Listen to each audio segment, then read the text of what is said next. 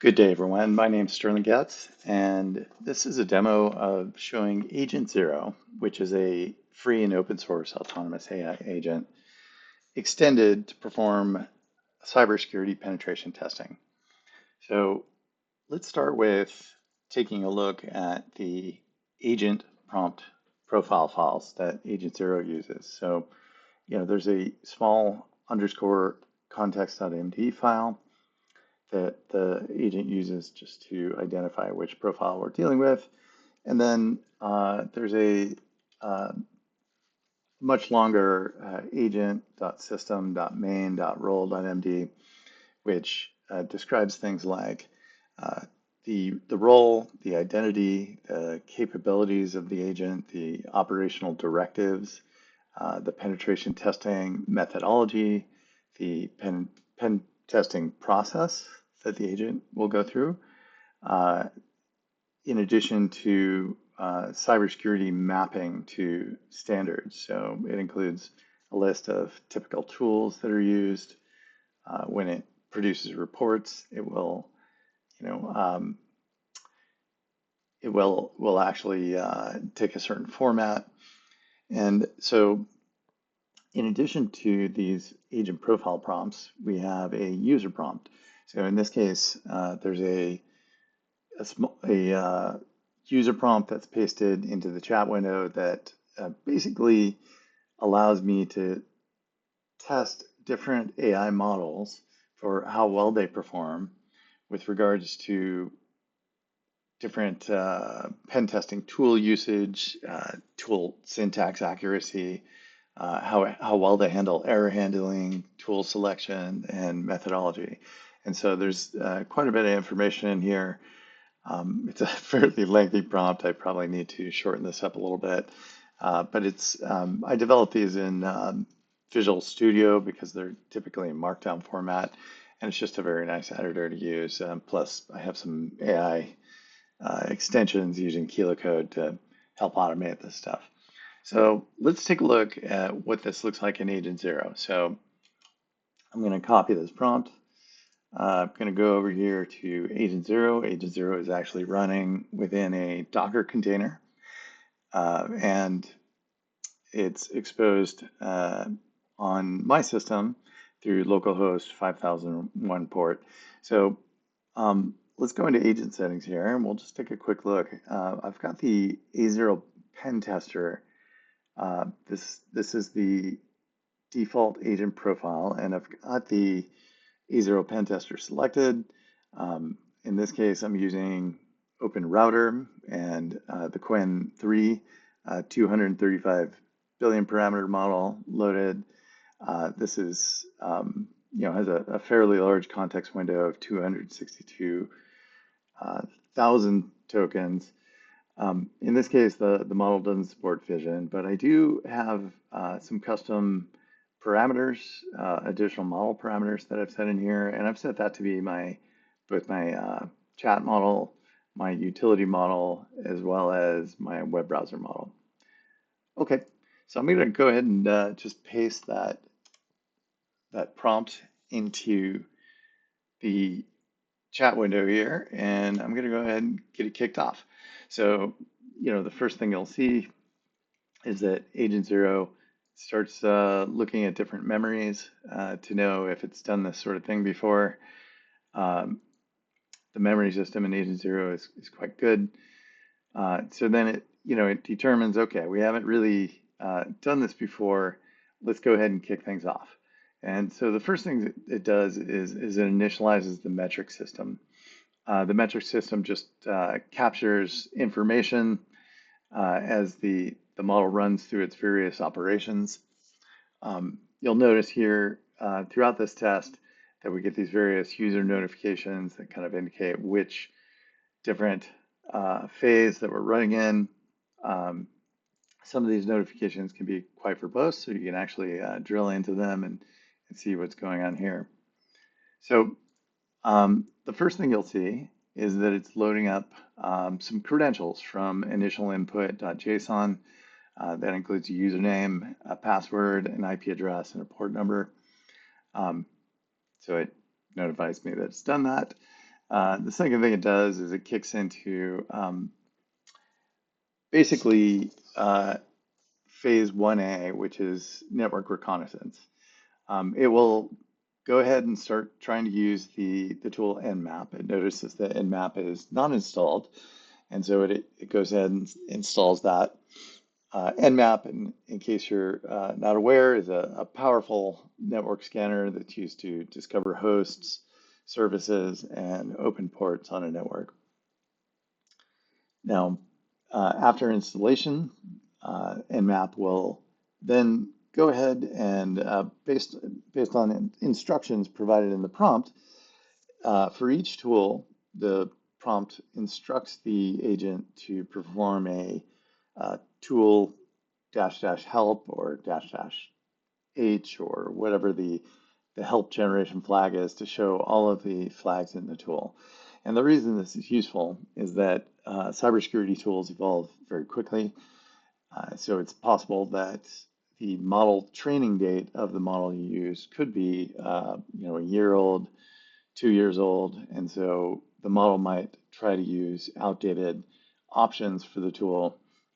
And so I've just found it's helpful to tell the model, go ahead and look at the health flags, learn the options, and that way it closes that gap between the information cutoff data of the model and what the most current tool options are. So you'll see here, it's actually done an nmap scan of 100 ports. It's actually found port 3000 on my web server is open, which is great.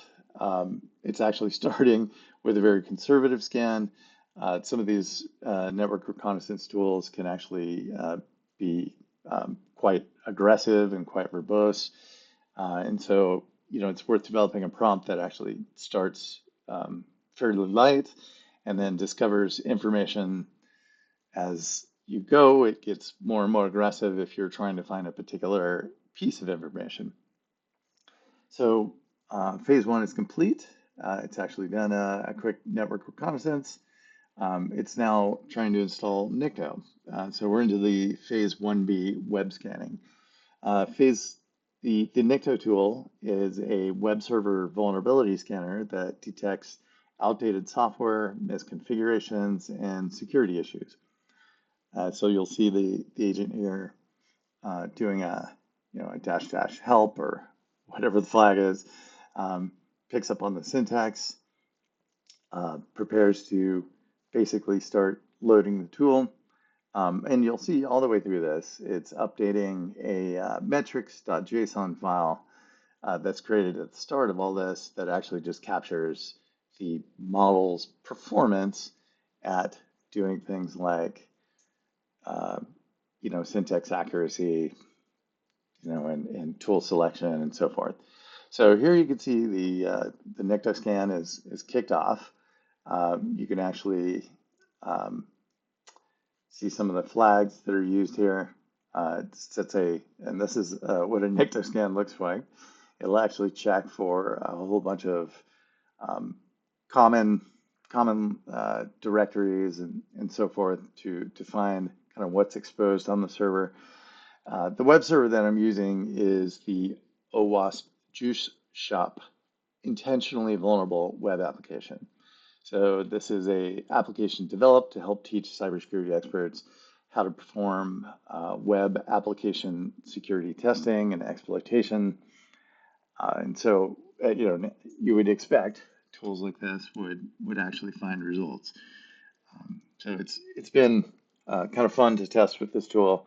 Although, I will say it's some of the network and web application reconnaissance tools tend to knock it over if you get too aggressive. So I've had to institute some kind of progressive back-off policies in terms of, not throwing too many threads and too many strings at the server at one time. So what we're seeing here, this is kind of interesting, is Agent Zero uses something called the code execution tool to execute command line output.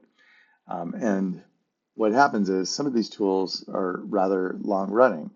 And so I've had to build some logic into the prompt to, ensure that we have, the agent waits for the tool completion. And so that's kind of what's going on here. So you can see it's finishing up its scan. Oh, okay, it's still running and it's producing output, and the agent is just telling us, look, I'm just diligently waiting for the tool to complete. Now, this is interesting behavior. So if the agent detects that the model is sending the same message over and over again, it basically will say, it'll think that the model's in a loop. And so it's important to actually build into your prompt uh, the uniqueness that is needed on each message so that the agent knows that the model is not caught in a loop. Now, model loops are something that can be reduced by modifying your model parameters. And you'll see here, NICTO scan is completed. Um, it found 169 potential issues, and it records that into the metrics file, and then it will move on to the next stage. So just talking about model parameters, there are parameters which make models more creative. There are parameters that make models more exacting. And so it's important if you're expecting some very, um, precise command line execution or Python script development, that you modify your model parameters to have the behavior from the model that you prefer. So you can see here that the agent is installing GoBuster. So GoBuster is we've entered the phase 1B web scanning phase. That is basically where we start scanning at the web application level. And GoBuster is a directory and file brute forcing tool for discovering hidden paths on web servers. And this is just really useful for server misconfiguration vulnerability discovery. There's a lot of system administrators which will accidentally leave certain files on the server. What you see the agent doing right now is producing a wordless file. Now, there are some very extensive security wordless files that you could download and use with a tool like GoBuster. Just because, this test, we wanted it to run within a reasonable time frame, we've custom generated a very small wordless file just because we're really testing tool use rather than trying to find actual vulnerabilities, which we actually know exist on this intentionally vulnerable server. All right, so here you can see directory brute forcing is started. So the GoBuster scan has been sent and it's executing that on the server. Again, the web server is running on a IP address that is also within a virtual network on Docker. So Agent Zero is running on Docker. It's doing its operations across a virtual Docker network to another Docker container running the OWASP Juice Shop application. So again, it's important to do these things on all infrastructure that you own and not to perform this type of activity on any infrastructure that you do not own. So what you see here is the agent is installing something called SQL Map. So SQL Map is an automated tool for detecting and exploiting SQL injection vulnerabilities in web applications. SQL injection is a really common vulnerability. You'll find it in the OWASP top 10 web application vulnerabilities. And so it's just going to do a quick SQL map scan here. So you can see it's at the moment, it's doing a tool command help syntax just to check, that it understands the correct flags.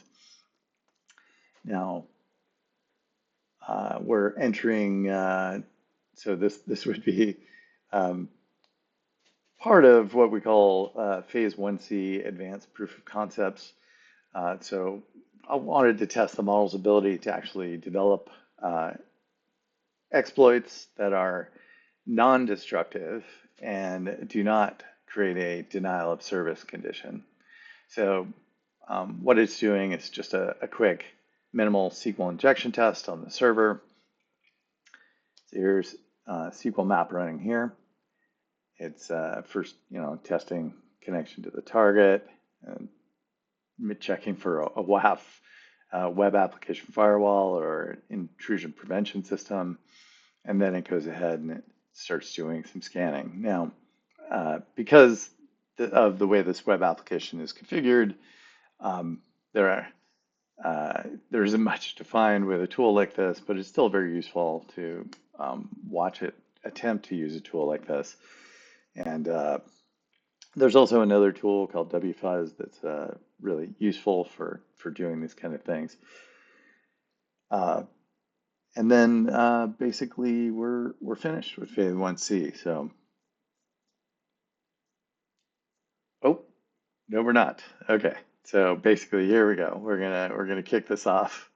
We're gonna do this SQL map scan. So Agent Zero is actually quite useful for doing things like attempting a command. If it gets the syntax wrong, it'll retry the command with a different syntax. If you're attempting to do one thing, you can actually have the agent be quite creative about trying different approaches using different tools. So we've now completed the SQL map, the SQL test, and we're entering something called phase 2A, which is authenticated testing. So what we're doing here is we're using the Agent Zero's browser agent capability to actually fire up a headless browser, log into the website, and try and authenticate to the website. Now, under the hood, Agent Zero utilizes a browser agent called browser-use. This is an open source project. At the moment, browser-use, the version that's in Agent Zero, uses the Playwright web browser automation framework underneath, but I believe that's changing in the most recent versions. So what's happening is the agent is logging in, attempt to log into the website using the credentials demo, username demo, password demo, and it grabbed that from the initial inputs.json file at the start of this test. Demo is just a built-in account that's part of the OWASP Juice Shop, and it's useful for doing this kind of thing. The nice thing about this tool is that it actually will show you that it's what it's doing. So it provides these thumbnails that you can drill into and kind of see what it's doing. The OWASP Juice Shop is actually kind of a tricky application for the browser agent because it has like these pop-ups. There's a cookie warning that it needs to basically find its way around to dismiss. These sorts of tools will actually crawl the DOM. Okay, so you can see it's gotten onto the website. It's now looking for the account tab. It's trying to figure out how to log in. The OWASP Juice Shop is actually providing some really helpful tips on how to get in. You can see it's found the login page, and these banners here just are part of the OWASP Juice Shop. They throw this wonderful green banner whenever you accomplish or succeed in a challenge.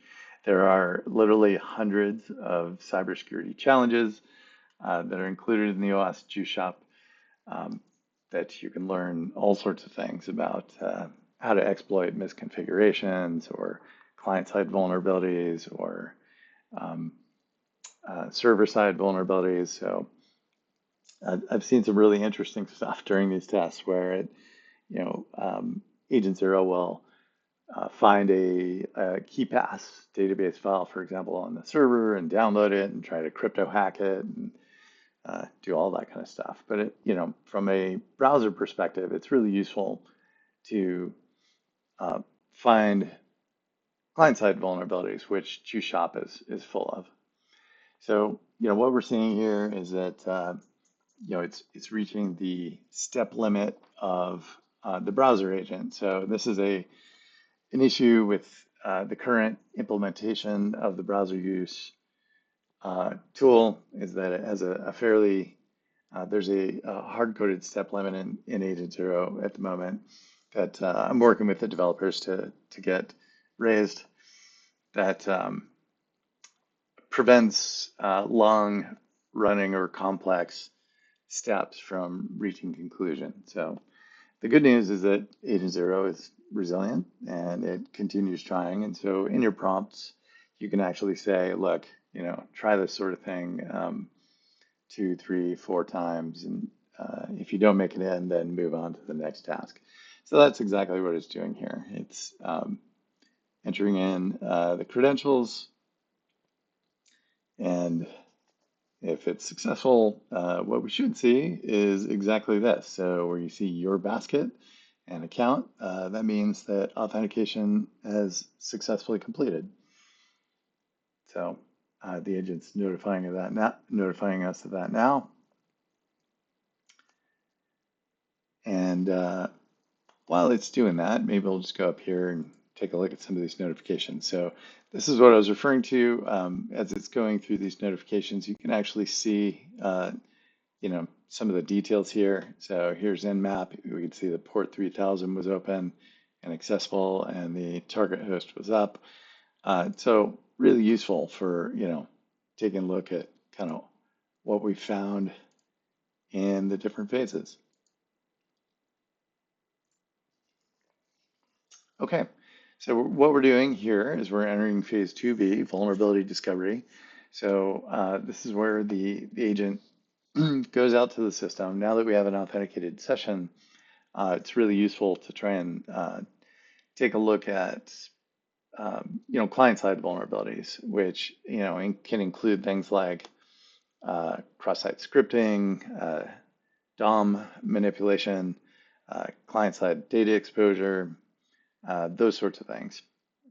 So that's what it's doing now. It's kind of playing around with different fields within the web application forms to see if they're properly secured. So if you're not a cybersecurity person, the rule of thumb when you're doing web application development is that all input is evil.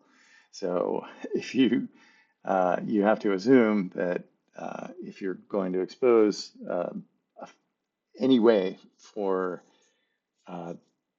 people outside of your trust circle to input information, you have to assume that they're going to input something evil. And so, what you can see it doing here is it's checking some of these fields for cross-site scripting. So it's seeing if there's proper input normalization, and there's output normalization blocking, that sort of thing. So while it's doing this, let's just go ahead and familiarize you guys with Agent Zero. So you'll find Agent Zero at agent-zero.ai. It's a wonderful project.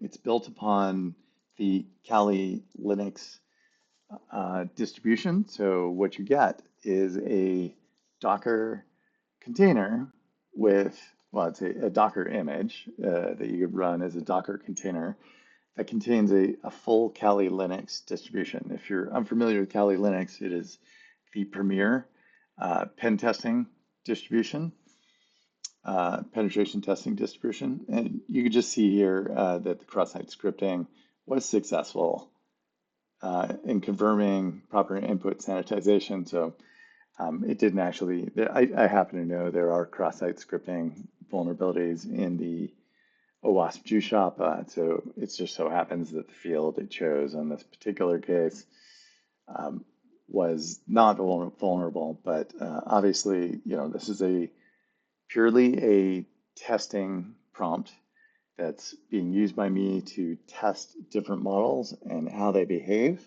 with different model settings. And so this isn't a full penetration testing prompt. If it were a full penetration testing prompt, it would, we might tell it to look at every single field um, in the web application. So what it's doing now is it's moved on from testing fields in the web application to testing fields in the search area of the web page. But again, because I like to time bound these tests, I'm actually you know kind of conservative with what I'm trying to have the agent and the model do. So one thing, we're using the Qwen 3 model, which is an open source model. The Qwen 3 model has been released with open weights, and so it's hosted by a lot of um, AI model hosting organizations like OpenRouter by various hosters for super cheap. So you can access this um, and use it for very inexpensively. I think it's like somewhere around like 2 cents for input, and maybe like a dollar or two for output of a million tokens. So you can actually run this model fairly cheaply. It's a very large model. But what I like about this model is that it also includes a local model. So there's a Qwen 3, I think it's a 30 billion parameter model that you could run locally. And so the nice thing about being able to run local models, besides the fact that you don't need to pay for them outside of the electricity, um, is that you can see I'm sorry, we just one moment. So we see we've finished phase 2B, and then we're getting into some of the advanced flows, which start to explore the business logic of the web application. So this is where the application might test, for example, adding things to the cart, seeing if there's a way to manipulate the price as part of the e-commerce shopping aspect of the web application. But as I was saying, there is a Qwen 3 30 billion parameter model that you can run locally on consumer grade GPUs and CPUs, even if you didn't have a GPU. And you could do that using tools like Llama CPP, OLlama, LM Studio, and so forth. And that way, if you're running this sort of thing in an isolated cybersecurity range or testing lab, you don't need to go to the internet to get that sort of thing. And what's also useful is that there are a number of obliterated models out on the internet. So some of the modern uh, frontier AI models, especially those created by US companies, models like OpenAI's models with GPT-5, or um, some of the models from Microsoft or Meta or Anthropic, actually look for hacking activity because they're hosted models. They actually actively try to prevent their models from being used for nefarious purposes, right? And it's very difficult for the model to understand ethical hacking versus unethical use of their model. So the nice thing about obliterated models is that they've had all of that behavior, that blocking behavior stripped off of them. So they've had the security guardrails, so to speak, stripped out of the model. It's a really fascinating process that's used to do that. If you're more interested in learning about obliterated models, I would check out, go to Hugging Face and check out M. Labon. That's M, sorry, it's yeah, M. Laban is up on Hugging Face. This is a guy that's turned out some fantastic obliterated models on first-rate models like Gemma 3 and others. So you can see, it's reporting back on the findings from the business logic phase, and now we're entering something called the integrated testing security.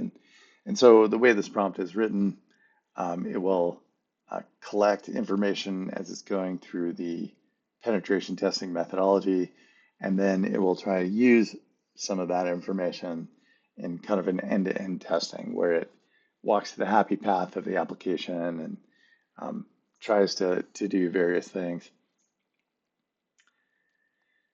Right. So if you're while it's busy doing this, I'll just say, if you're interested in taking a look at these, you could find these scripts up on GitHub under Sterling Getz /A0 Pentester. That's Agent Zero Pentester.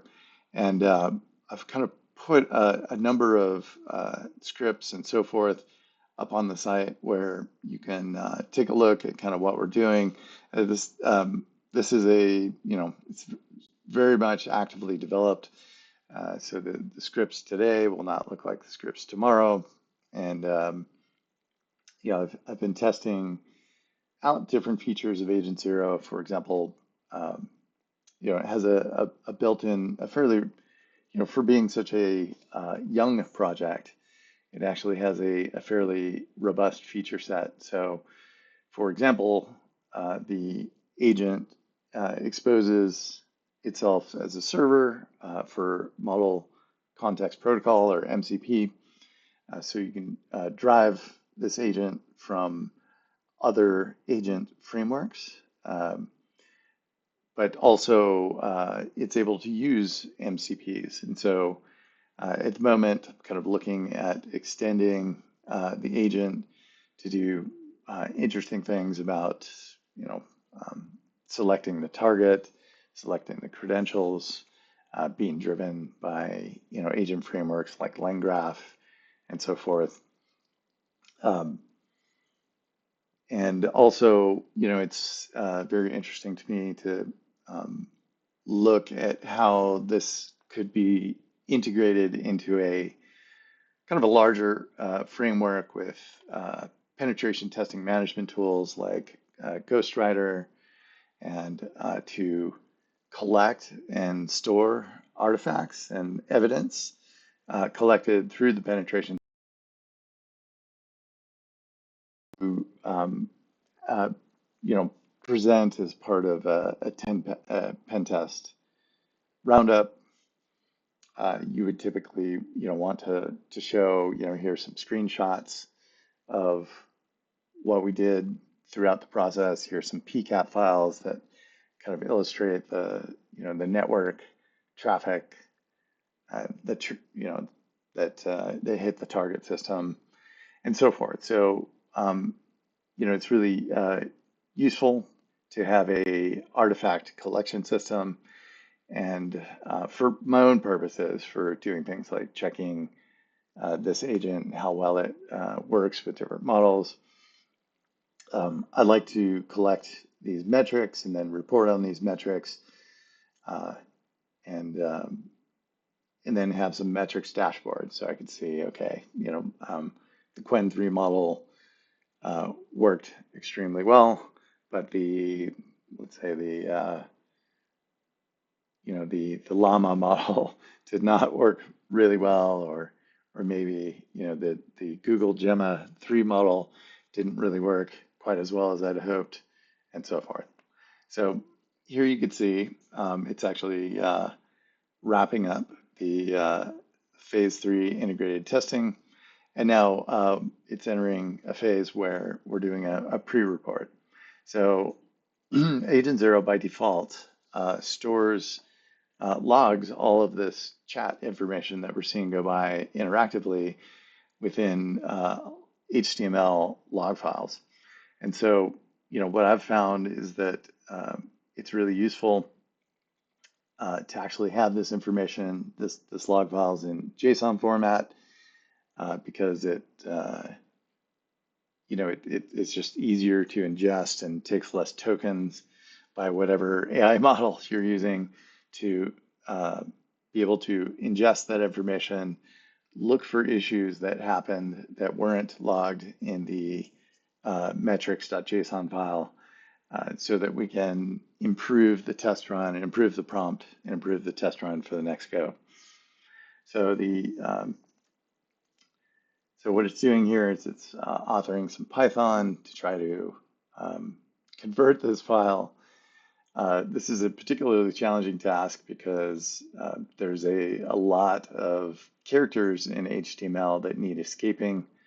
And so, this is part of my testing of these models, is to see how well they could write Python, which, this agent's primarily written on Python, and the ability to write Python without syntax errors is an important test in this test harness. So here we are, kind of writing more Python. It's having issues with escaping the HTML characters, and then rerunning these tests. So, generally speaking, what I found is that these models are very familiar with cybersecurity penetration testing tools. They're very familiar with penetration testing methodologies. So the frontier model makers have done a really good job at sort of ingesting all of the information that's needed to do this sort of thing. I've had questions: should we be custom training models to do this sort of thing? And my answer is sure. You could always improve model knowledge through RAG, and actually in early testing, I used to do this. I would take the OWASP web application testing guide and there's one chapter in particular that basically teaches you how to do testing for every major category of web vulnerability. And I convert that into JSON, feed it into the model. And so the model is aware. I have specific guardrails in this prompt that say, don't go out and find OWASP choose shop cheat guides. In fact, don't go out to the internet at all, and stay within the isolated testing network and only access the target host. But improving the model through RAG, or retrieval augmented generation, is or graph RAG or something sophisticated like that, is a really good way to improve your model's success rate at doing this sort of thing. And then the other thing is training the model. So there have been attempts to train models to be better at cybersecurity tasks. And so there are specifically trained models that actually are particularly adept at doing penetration testing. I'm not testing with one of those models now. We're just testing with standard frontier models. So you can see here that the agent 0 has converted the log from HTML to JSON, which is great. And again, hopefully, this prompt will get more sophisticated in the future, where it will just simply update what's going on with regards to metrics to a metrics server and so forth. So what it's doing now is it's kind of trying to calculate how it did in terms of pen test tool syntax accuracy, error handling, tool selection, and pen testing methodology. So it's kind of writing that up. The way I have the model configured is to generate a markdown file with all of this information, and then it displays it finally in the chat window for the user to review. So that's basically what's happening now. It's just creating the final report. So, if you're a cybersecurity expert, I encourage you to join the Agent Zero school community at school.com. You'll find Agent Zero where there's a lot of lively conversation. There is a thread here on Agent Zero for ethical hacking. We have a weekly community call, and there's a lot of people kind of discussing how to use Agent Zero that way. Um, there's also some classrooms on how to use Agent Zero, which is very handy, and how to use Agent Zero with local models and generally how to use Agent Zero. So well worth your time to come and join. There's also a Discord community that people are kind of chatting in. And so you can see here, looks like it's had some issues with generating the script due to an unterminated string literal. So again, different models have different knowledge. They're trained on different languages. Python being, one of the languages most models are trained on, but their ability to write flawless Python kind of varies from model to model. So this is one of those things that you need to consider if you're planning to use a particular model for penetration testing. So now you can see it just had an issue with updating metrics with report script error. So it's again trying to write additional Python to get around that.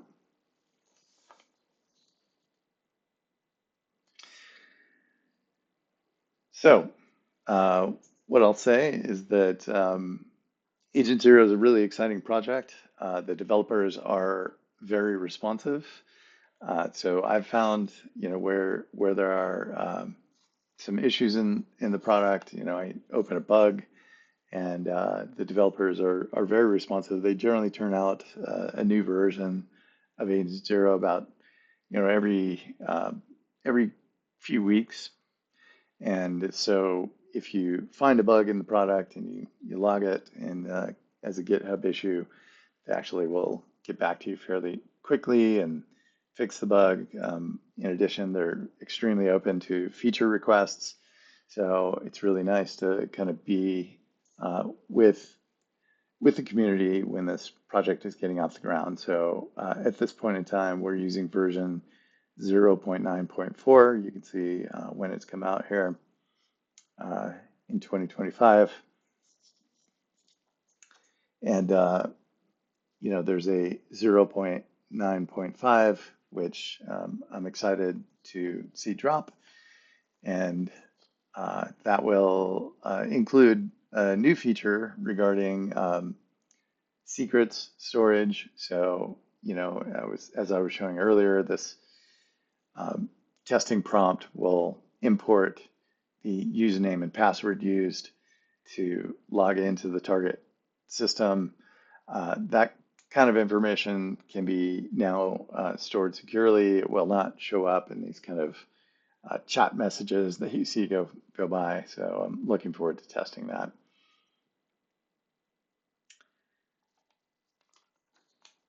And of course, there's some really nifty features in the tools such as speech. So you can actually have the model talk to you, so you can interact with it. There's a there's a feature within the tool. Just going to go down here. You'll see you can create these Cloudflare tunnels so that you can access the model. You can access the agent remotely. It's recently been had a progressive web app enhancement developed for it, so you can actually run it alongside your other applications on your operating system, just like it was a normal application, But it's really handy if you're running something like this to be able to kind of grab your phone, scan a QR code within Agent Zero here, and then have access to that wherever you are, right? So I'll tell Agent Zero, go ahead and pwn this web server, and then I'll go out grocery shopping, and while I'm shopping, I'll check in and just see kind of what's happening, how well it's doing, that kind of thing. So very handy. Some of the other nice features of Agent Zero include, the ability to import knowledge. So this is handy for doing things like, importing hacking guides. You can access files on the system. You can look at the history. So this is the history of kind of what's been going back and forth with the model. You could look at the context. So Agent Zero has a whole bunch of uh, behavioral rules. So what you see here is some of the system prompts that are sent to Agent Zero that explain how to use the tools, um, how to call subordinates. So it has the ability to have superior and subordinate agents. Um, yeah, code execution tool, how to do document query. So you can query HTML, PDF documents, Word, Excel, PowerPoint, text files, and so forth. Um, has some standard built-in tools that allow it to kind of respond to the user. The memory management system is really useful, and so forth. And it goes all the way down until it shows the user prompt. So what we're looking at here is the OWASP Juice Shop assessment report. So you could see it's scored itself in terms of the metrics that we were looking for it to score on.